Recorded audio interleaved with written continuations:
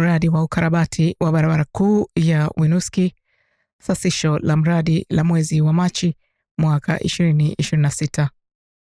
Ujenzi kwenye barabara kuu utaanza tena mwezi wa 4, 2026.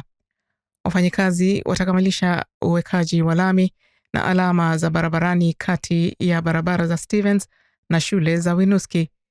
Pia watamaliza kazi za taa za kuongoza magari, taa za barabarani, njia za watembea miguu, maingilio ya magari na upandaji wa mimea.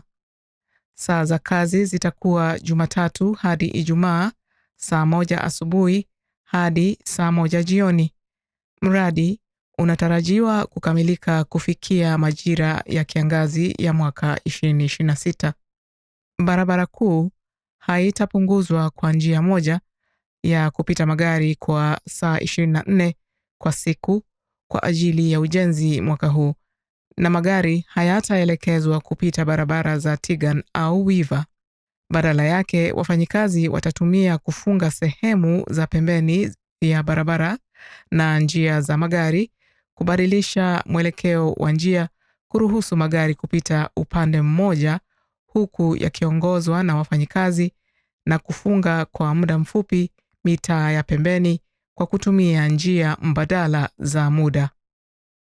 Tembelea winooskivermont.gov Main Street kwa sasisho za mradi.